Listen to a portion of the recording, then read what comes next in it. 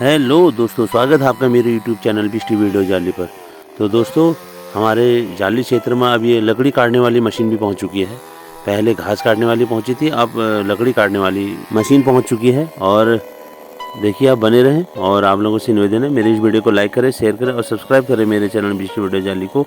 तो आगे देखिए, ये लकड़ी काटने वाली मशीन का कारनामा। और ये जो मशीन लाए हैं, ये कुंदन किरौला जी लाए हैं, जो मिस्त्री का काम करते हैं। और ये अच्छी बात है। पहले पहाड़ में घास काटने वाली मशीन आई थी और जिससे काफ़ी राहत मिली, और महिलाओं को जो है काफ़ी राहत मिलेगी उस घास काटने वाली मशीन से। और अब पहाड़ में पहुंच गई है लकड़ी काटने वाली मशीन। ये देखिए, ये पेड़ पिछले साल जो है जड़ से उखड़ गया था हवा से, और ये पूरी तरह सूख चुका है। और इस सूखी लकड़ी को कुछ ही देर में उसको काट दे रहा है। तो मशीन जो है ये पेट्रोल से चलती है मेरे ख्याल से। और ये देखिए, ये है ये मशीन।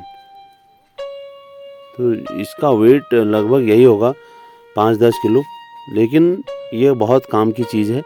और लकड़ी को कुछ ही देर में ये काट दे रही है। ये देखिए, ये लकड़ी पूरी तरह पिछले साल उखड़ गया था ये पेड़, लेकिन इस बार ये पूरा सूख गया है। और ये देखिए पूरे, और जब ये मशीन लकड़ी को काट देती है तो उसको छोटे छोटे जो गिल्टे बन जाते हैं, उनको फोड़ने में ज़्यादा समय नहीं लगता है। देखिए, कुल्हाड़ी को एक बार मारने से उसके जो 2 टुकड़े हो जा रहे हैं। तो इस ढंग से बहुत सुविधाएं हो जा रही हैं इस मशीन से। तो आने वाले समय में और भी मशीनें यहाँ पर आएंगी और लोग उसका फ़ायदा उठाएंगे। ये देखिए, ये वो लकड़ी पूरी तरह सूख चुकी है और इसको जब काटा जा रहा है तो कुछ ही देर में उसके 2 टुकड़े कर दे रहा है। तो जिन लोगों का ये पेड़ था, तो वो टुकड़े करवा के इनको घर को ले जा रहे हैं। और यह देखिए, बहुत आसान हो गया है अब लकड़ी फोड़ना। ये देखिए, क्योंकि छोटे छोटे मशीन से गिल्टे बना दिए और फिर कुल्हाड़ी से उनमें जब एक बार ही मारते हैं तो उसके 2 हिस्से हो जा रहे हैं। तो इससे ये फ़ायदा है कि आने वाले समय में इससे और फ़ायदा उठाया जाएगा। लोग इनको बोलेंगे कि हमारे ये जो पेड़ हैं, घर के जो लकड़ियाँ हैं, इनको अपनी मशीन से इनके अलग अलग टुकड़े कर दो। तो इस ढंग से इस मशीन वाले को भी काम मिल जाएगा। और जिनकी लकड़ियां हैं और उनके घर में ऐसे लकड़ी को फोड़वाने वाले कोई नहीं है, तो वो इनको बुला के अपने घर में ऐसे जो सूखी लकड़ियां हैं तो उनको फोड़वा सकते हैं।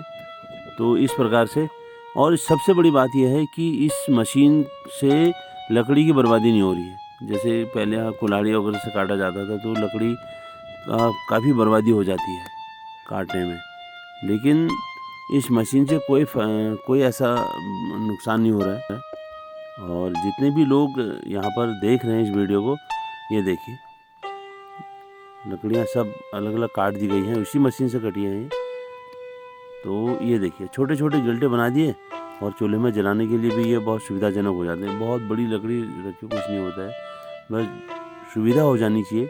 और ये देखिए, तो आप बने रहें और मैं अभी आगे की वीडियो आपको दिखाता हूँ। और यहाँ पर देखिए, ये जो मशीन लाए हैं ये कुंदन किरौला जी लाए हैं।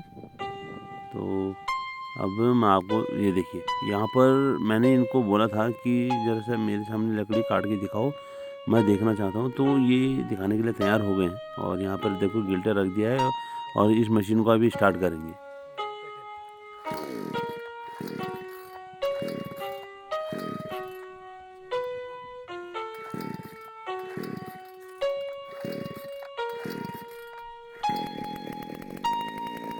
और इस प्रकार से मशीन स्टार्ट हो गई है। और अब आपके सामने मैं इसको लकड़ी काटते हुए दिखाऊंगा कि लकड़ी कैसे काटती है। ये देखिए, और इस प्रकार से ये लकड़ी 2 टुकड़े कर दिए। देखिए, ये हो गए, ज़्यादा से ज़्यादा 3 या 4 सेकंड लगे होंगे और लकड़ी गिल्टे के 2 टुकड़े हो गए हैं। तो ये सुविधा है इस मशीन में, और आने वाले समय में इससे और फ़ायदा उठाया जाएगा। देखिए,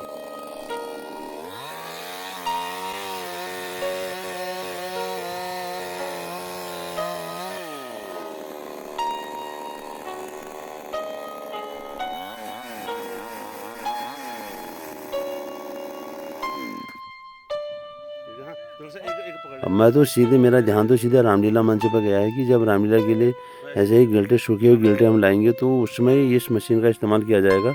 और जो भी इसका किराया वगैरह होगा वो उनको दिया जाएगा, कुंदन सिंह जी को, और इसका हम उस समय उपयोग करेंगे।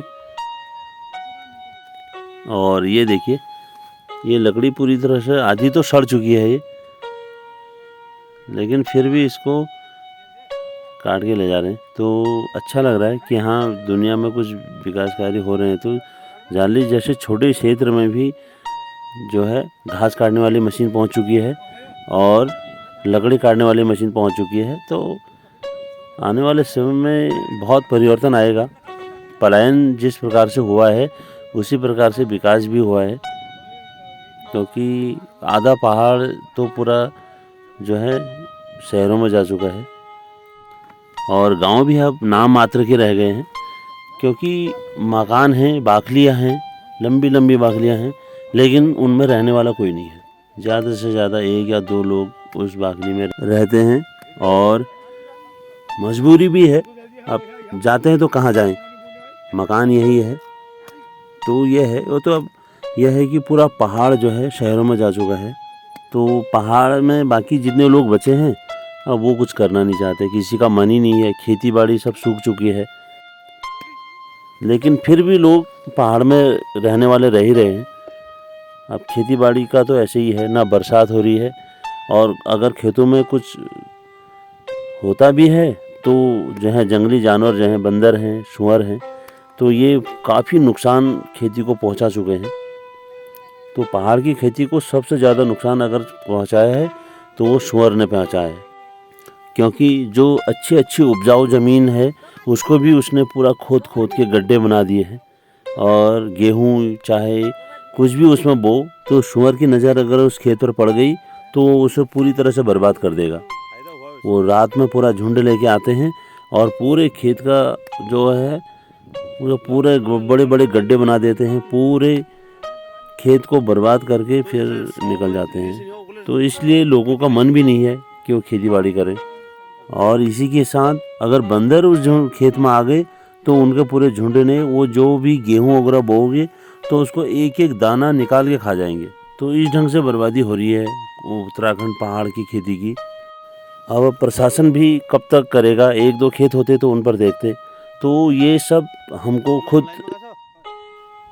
इस समस्या से निपटना होगा और सोचना होगा कि पहाड़ की खेती किस ढंग से अच्छी हो और कैसे आबादी होगी, क्योंकि जंगली जानवर तो अब वैसे कम होने से रहे, लेकिन फिर भी हमको कोशिश तो करनी चाहिए कि खेती बाड़ी अच्छी हो किसी भी तरह से। अगर तार बाड़ भी हो सकती है तो वो भी अच्छा एक विकल्प हो सकता है। तो इस प्रकार से अब जो पहाड़ की अभी मशीन पहुंची है लकड़ी काटने वाली, इससे काफ़ी सुविधा होगी। तो आप लोग बने रहें और आप लोगों से निवेदन है मेरे इस वीडियो को लाइक करें, शेयर करें और सब्सक्राइब करें मेरे चैनल बिस्टी वीडियो जाली को। तो आगे आने वाले समय में मैं आपको इसलिए अच्छी वीडियो भेजूँगा, तो आप बने रहें और इसी तरह से सपोर्ट करते रहें। बहुत बहुत धन्यवाद, बहुत बहुत आभार, आप मेरे चैनल को देखने के लिए इतना समय निकालते हैं। तो नमस्कार, प्रणाम।